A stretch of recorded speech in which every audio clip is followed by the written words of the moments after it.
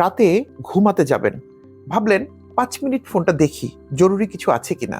তারপর একটা রিল, তারপর আরেকটা হাসির ভিডিও, খবর, নাচ, মোটিভেশন, কারো সাকসেস স্টোরি, কারো ট্রাভেল ব্লগ, কিংবা একটা হ্যাপি ফ্যামিলির গল্প।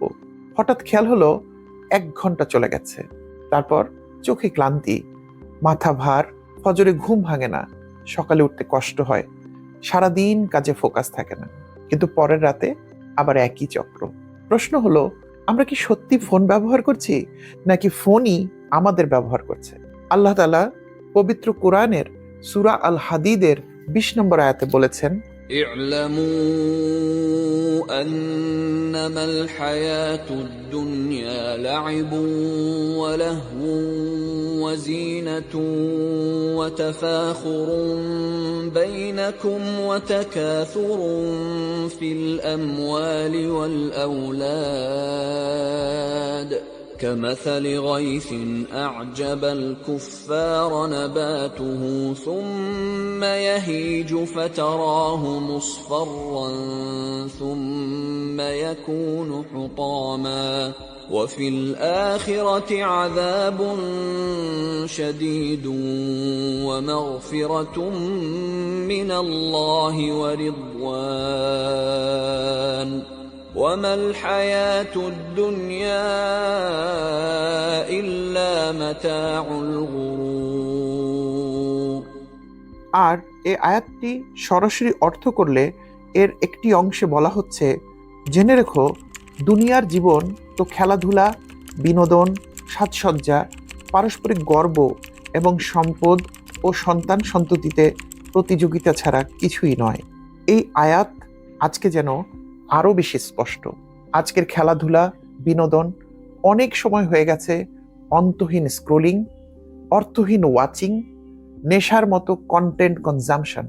বাংলাদেশের অসংখ্য মানুষ প্রতিদিন 4 থেকে 5 ঘন্টা সোশ্যাল মিডিয়ায় কাটান। ভাবা যায়, একজন স্টুডেন্ট পড়তে বসেই 10 মিনিট পর ফোনে হাত দেয়, অফিসে কাজ করতে বসেই 2 মিনিট পর নোটিফিকেশন দেখে, একজন মা সন্তানের সাথে কথা বলার বদলে স্ক্রিনে ডুবে থাকেন, খাবার খাওয়ানো সহজ করতে সন্তানের হাতে মোবাইল তুলে দেন। একজন আপনি পরিবারের পাশে বসে থেকেও মানসিকভাবে অনুপস্থিত, কারণ আপনি ফোনে ব্যস্ত। আর সোশ্যাল মিডিয়ার একটি বড় ক্ষতি হলো কম্প্যারিজন ডিপ্রেশন। কারো নতুন গাড়ি, কারো বিদেশ ভ্রমণ, কারো পারফেক্ট লাইফ, কারো হ্যাপি রিলেশনশিপ দেখতে দেখতে মনে হয় আমার লাইফে তো কিছুই নেই, সবাই এগিয়ে যাচ্ছে, আমি শুধু আটকে আছি। সেখান থেকে আসে হীনমন্যতা, অস্থিরতা, অসন্তুষ্টি। এভাবে সোশ্যাল মিডিয়া শুধু সময় নষ্ট করে না, আপনার আত্মসম্মানকেও খেয়ে ফেলে। এছাড়া ফোন এবং সোশ্যাল মিডিয়া আপনার ফোকাস নষ্ট করছে, প্রোডাক্টিভিটি কমাচ্ছে, পরিবার থেকে সরাচ্ছে, ইবাদতে ব্যাঘাত ঘটাচ্ছে। আজ নিজেকে একটু প্রশ্ন করুন, আপনি কি 30 মিনিট ফোন চেক না করে থাকতে পারবেন? খাবার টেবিলে ফোন ছাড়া খেতে পারবেন? নামাজে পুরো সময় মনোযোগ ধরে রাখতে পারেন? যদি উত্তর না হয়, তাহলে আপনি প্রবলেমে পড়ে গেছেন। এখন করণীয় কি? ঘুমানোর 30 মিনিট আগে ফোন বন্ধ করে দিন। দিনের নির্দিষ্ট সময় ছাড়া সোশ্যাল মিডিয়াকে না বলুন। সপ্তাহে একদিন ডিজিটাল ডিটক্সের চেষ্টা করুন। মনে রাখবেন, ছোট ছোট ডিসিপ্লিন বড় ফ্রিডম এনে দেয়। আজ একটা সিদ্ধান্ত নিন, ফোন আপনার সার্ভেন্ট হবে, আপনি তার স্লেভ হবেন না।